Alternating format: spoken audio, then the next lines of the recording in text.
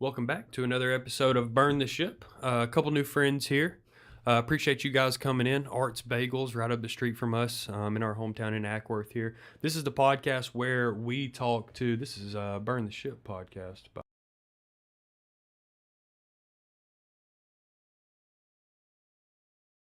The podcast where our goal is to connect entrepreneurs with individuals that can help you go all in on your business. And it's been exciting for us, honestly, that we've had so many people that were willing to take part of our podcast. And I really think that you guys are probably the closest one to us so far. We shop with you. We stop by there. We love what you're doing. I genuinely love businesses that like have a makeup sense in the community. You know what I mean? Like a part of the community is really embedded in this. Like you guys are a part of the identity of Ackworth. You know what I mean? So. I really do believe that. So, I won't steal your thunder. I'll let you guys introduce yourselves. Why don't you go ahead and tell us who you are, who you work for, where you guys are at? My name is Jim Vandenbos, and I'm the owner of Art's Bagels. And this is my wife, Natalie, who's come on board to help me. So, cool. How long you guys been around? Tell me a little bit of the story. We have been in business since '94. We originally started off on Windy Hill Road in a Manhattan bagel franchise. Okay. And then over time, we've had other locations and moved here and there. Back in '01, we moved from one location to where we are now on Cobb Parkway. And then in '06, we went out and developed and opened our own location. My dad is actually named Art. So the business name, he kind of named it after him, and he's been was the forefront of it in the beginning. And then in 2018, he retired, and I took the full business over. Wow. So 2006, you go into business. Is that when you said 2006? As when we converted from a franchise to our own store. Okay. Cool. What franchise were you guys a part of? Originally, well, it was Manhattan Bagel. Oh, okay. And then you transformed to your own thing. Same location? We were in multiples, but this location from 2001 to 2006, we were at Manhattan. And then in '06, we stayed in that location and went under my dad's name, basically. So are you guys still one location? Yes. Okay, one cool. store. So tell me, as you guys kind of transition to your own business, what is life like? What changes between the franchise world and the running your own business world? I know you probably get a little chance to be more creative, do a little more of what you want to do. Tell me that process. You're building a brand, you're thinking about what it's going to look like, you're working with your dad. I think the biggest transition was going away from a franchise and going out on your own. The marketing is all different because you have the franchise behind you doing a lot of marketing, local and national, and now you're having to go out and market yourself and hope your product meets everyone's standards or expectations of what they had before from the franchise. So how is it like, compare 2006 to 20, I guess 21 for me?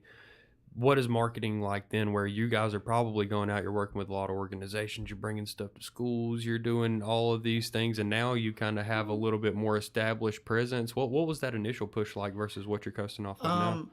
I believe I think a lot of it was our locations. I think we were in really establishing good locations, so that always helped for us. Being in the right location with the right business to me is key. You have to be on the right side of the road or, do all that. So I think that was a big push for us that was really helped us then.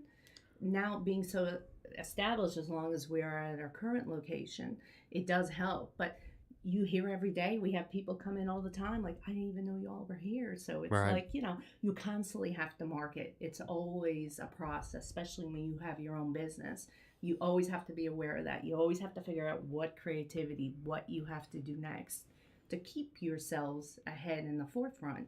Sure. And I think comparing 2006 to now it seems it's a lot more social media.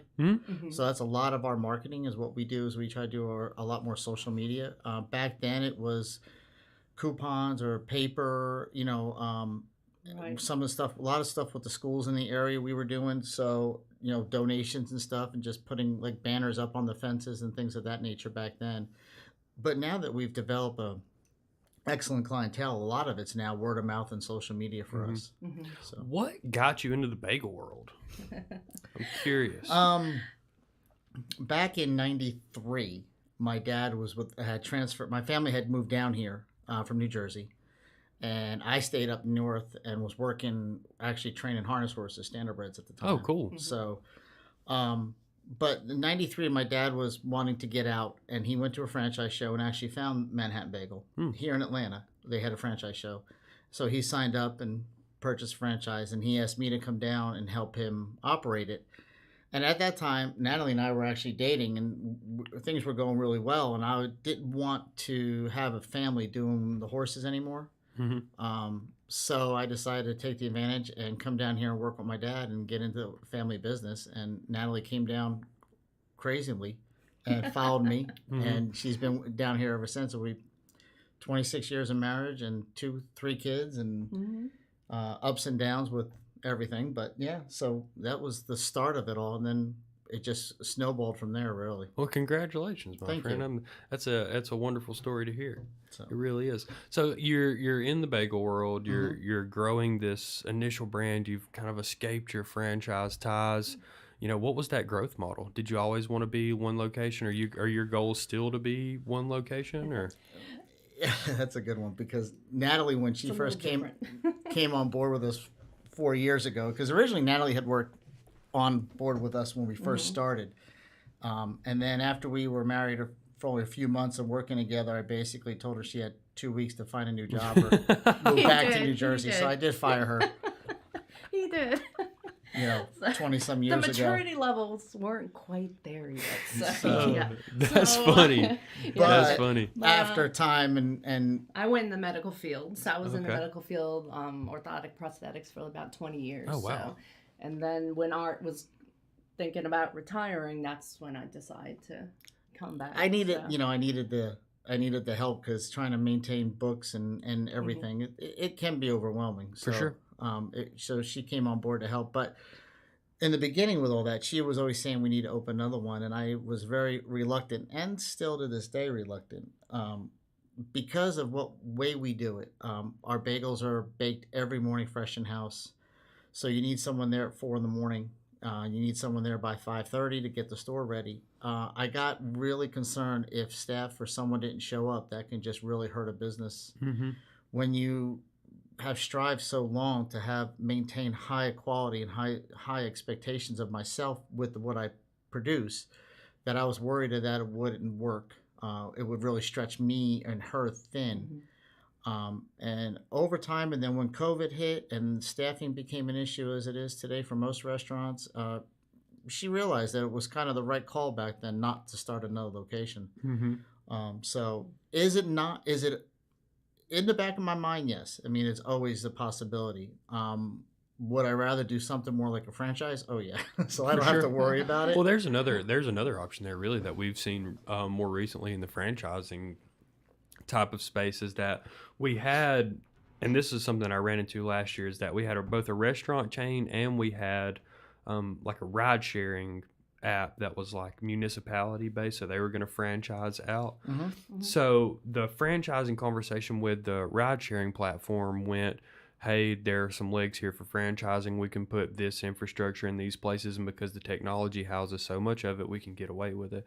Well, the restaurant was like a really unique Louisiana style, like in Louisiana style of food. It's just really, really unique, and those brands do really well. And the franchise consultant, while this guy was like very gung-ho on franchising, like, oh, I want to open these everywhere, I want to be the next Wild Crab or Juicy Crab or one of these guys, the actual recommendation that the franchise company made for him was take those products and commercialize those products and put them on these supermarket shelves at a higher volume. Have you guys thought about something like that, or is it kind of the same way as where you suffer some quality for a product like that? I think I can handle something along that with what I'm doing. I'd have to probably do a whole new location with multiple ovens and stuff, but I don't think I would ever have a problem with the quality. I'm not worried about that. It's more of controlling it, making sure it's still inventory and everything's kept up to date.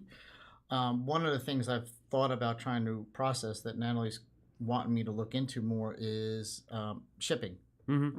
There's companies and bagel shops in New York that do it. So that'd be one way to get my product out and larger numbers without affecting anything product wise or quality wise. Sure. But going in there, it's a whole new world. I mean, Oh, it there's definitely so is. many. The bagels have to be prepared different. You got to make sure the right packaging. So it's a whole nother realm that I know I won't feel comfortable with, and I'm sure you wouldn't either until we investigate and look at every pinpoint, everything that goes into that. Because I would not want to put out a product until I know it's to our standards. For sure. And it's the best. For sure. And that takes time. And it takes brand, just a lot of solidarity in your brand. Mhm. People have to know what they're going to get and Yeah. like understand Right. the difference between, X and Y, between those two things. So it's a variable. There's a lot, and that's kind of why we refer that franchising company to people is like, hey, if you want to have that franchising conversation, I don't want to go back to college and learn everything there is about franchises. So, it's like we want to talk to software developers too, because e-commerce this and e-commerce that. And I'm like, well, I'm definitely not going to code school. Yeah, So, I don't blame you. yeah, it's definitely a different world out there. I'm intrigued though. Who are you guys are you guys working with any organizations locally now in Ackworth? Are you guys sponsoring any events or anything like that? I don't really have anything set. There's a few that I do, I guess yearly. Different Most events. most of the schools, if they have some events and they need product or something like that, I've been able to work with them. Ford Elementary has been a very good supporter of us over the last 20 years. So I've done a lot with they have a STEM program that they have a golf tournament for that I've worked with them over the years with. Board of Health, I do on a T-shirt to help raise money for breast cancer or certain cancers with them. The high schools, Smith Gilbert Gardens, I've done when they work have their with Smith runs, Gilbert. a lot of the runs. That they Yeah. have, So 5K. if anyone comes to me and they need something, we've worked out a pretty good way to give them product without having to hurt anybody's bank account, really. Sure. Sure.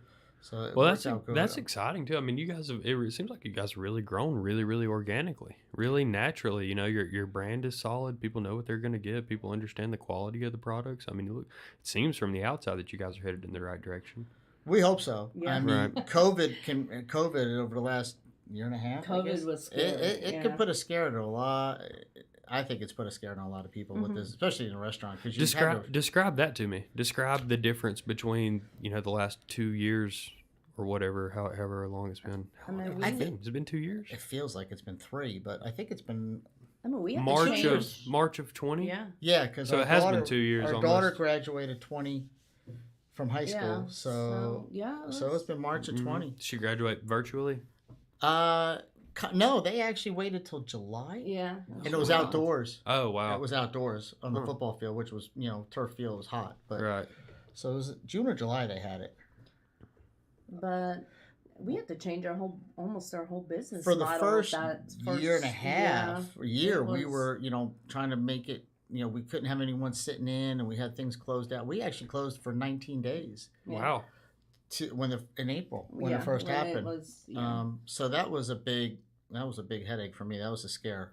And then we've had to make adjustments with having people in the store. I mean, a lot of times over the years, we've had a line form inside, but now we have to have them form outside so they're not standing on top of one another. We've cut back our seating a little bit. Yeah. We have. And we've gone through and had to develop a new sanitation process in our dining room. So you've had to make some major changes on things like that. What about staff? Have you guys had like kind of high turnover, or keeping people in and out of there? You guys had pretty good people. I have been very fortunate with my staff over the last, even when my dad was there, over the last 20 years. We've been so blessed with our staff. I've had tremendous staff that I can never say not enough about. They've been fabulous to me. And a lot of them really don't leave. I've had people there for 4, 5, 6 years. Wow. And they've been there, and then when they finish college, they've gone on, and then when they've left for a career job, which is what I like to see. I don't push them away from college. I push them into college when they work for me. I want them to go out and get that education. It's the same thing I've told them as I've told my kids, is that I want you to do better than than me. Right. So you need to go out and get that education, and I work around school schedules as best I can. and work with anything I can to help them out. We had one woman that worked for us for 20 years. Wow. She was with us from our first store down on Windy Hill Road, and she worked for us for 20 years, and she was probably a bigger landmark in that store than my father was. Wow. So, wow. Well, talking about our staff also, at least a couple times a week, I've had customers that I know, customers that I don't know, come up to me and go, I just want to let you know your staff is absolutely phenomenal. I mean, that makes you feel so great because they're doing what they're supposed to do, but they love what they do. And I think, to me, the key of a successful business is what's backing you up. It's your staff. And to get those compliments all the time, just at random, it's, we've been so blessed with our staff. I've always told people, if I can clone them, I could open 20 stores. If I Exactly. had clones, I can open 20 Would be stores. good. So what were some of those other kind of challenges that you ran into early on before COVID? Like what were some of those typical business owner challenges or growing pains that you went through that you weren't, you just didn't know what you didn't know until you were wearing that hat?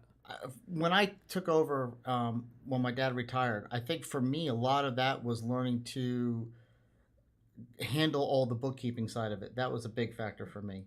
Because, he had something, he had himself, my parents, they was in the 60s. He didn't have to worry about younger kids like we did back then. So it was a lot harder for me to learn how to balance my time for myself, for my wife, for the kids, and keep books and keep the business and try to have and maintain a life and doing all that. So for me, it was balancing everything. Right. It was a huge difference from when my dad did it all from when I got to do it all. Right. So it was a big change. Right. And at least you inherited some sort of brand there where you weren't like, because a lot of early businesses go through these cycles where you're like, all right, the quality of the bagels is where it's at. Now we got to do more marketing. And we've done a lot of marketing, and now we have to pay attention to our staff because we lost a couple of people. And they go through these ups and downs where they're handling different things. Where really what you want is like, I always think of that the Pentagon, where it's like different attributes on each corner of the Pentagon, and it gives you this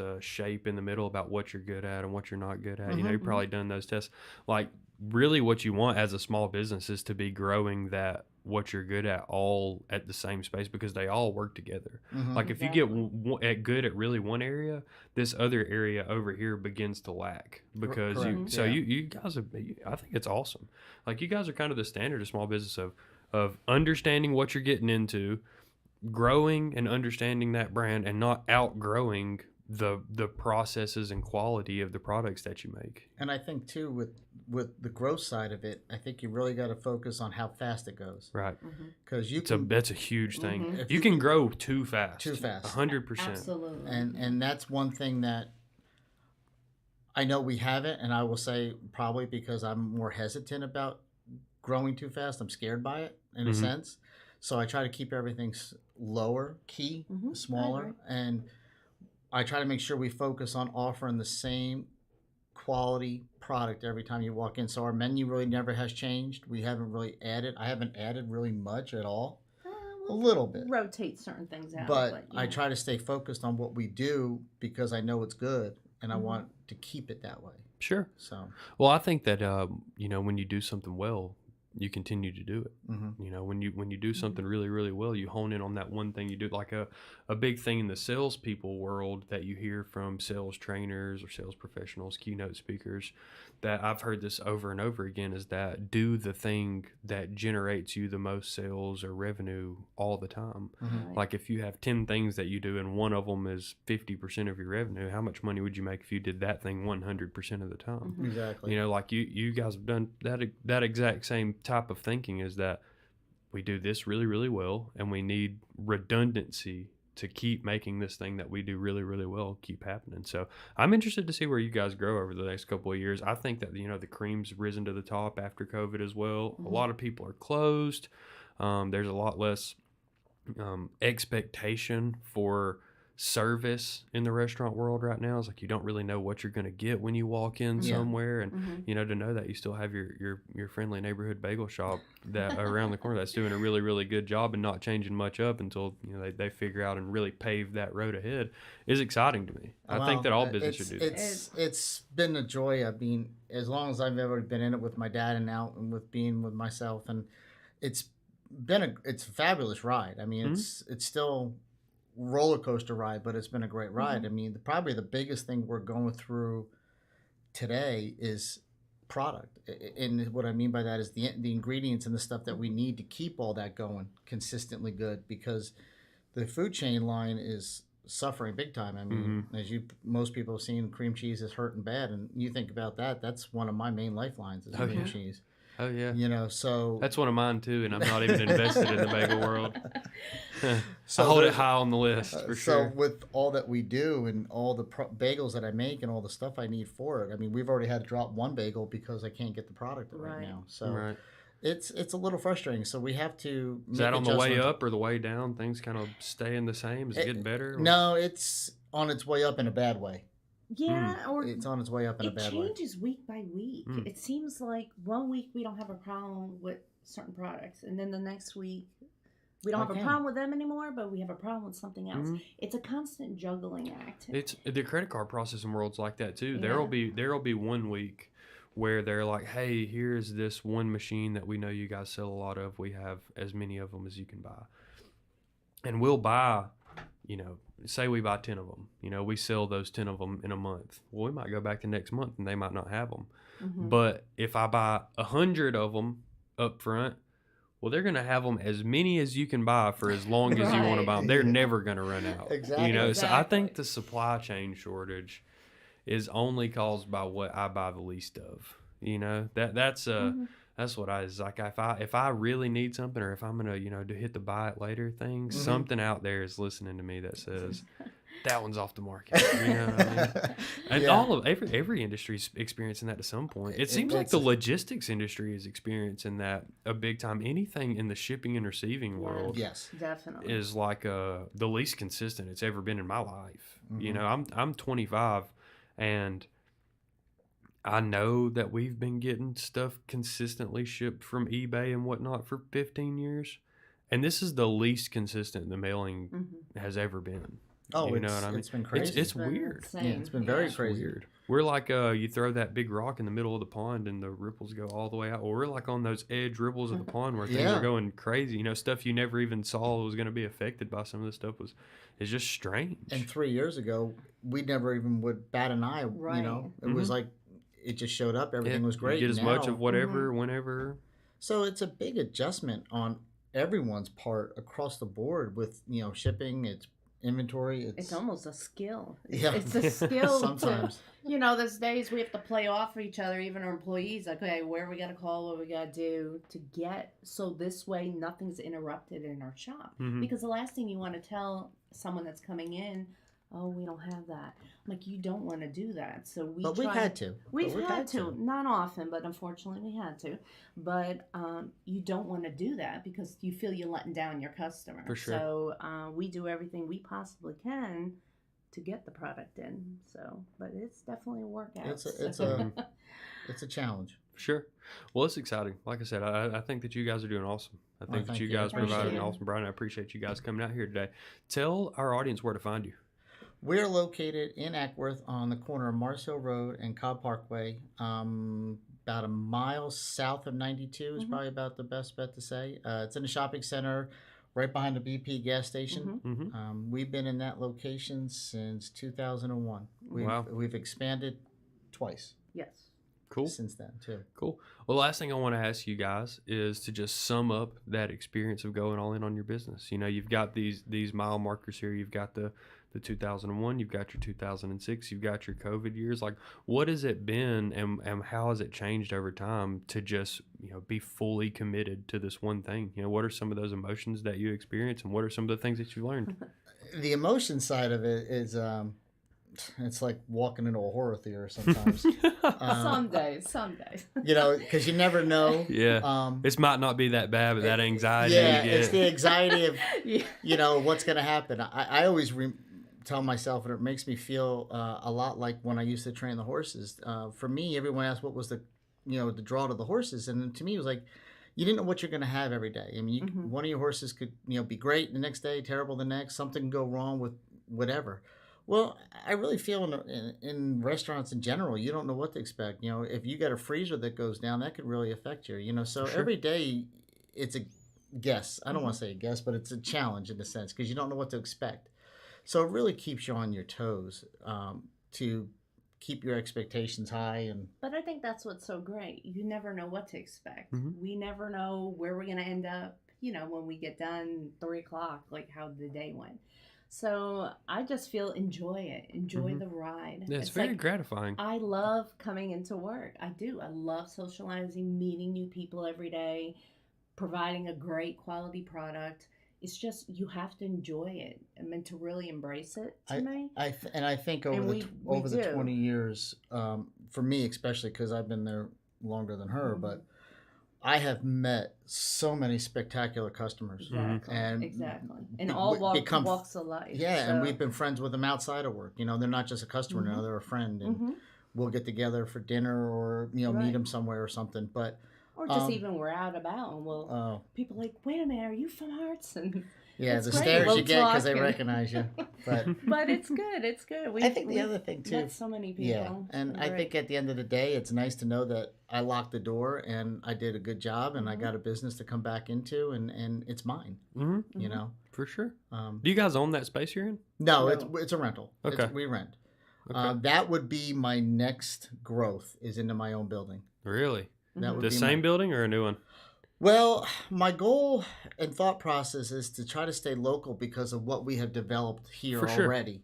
You don't want to But- move too far from where you're Oh, at. for But sure. like Natalie was saying in the beginning, it comes down to location. As they say, location, location, location. So to get that right spot and be within a good close distance, it's not available right now. Right, Yeah. right. So we're just biding time and seeing For what sure. happens. Cool.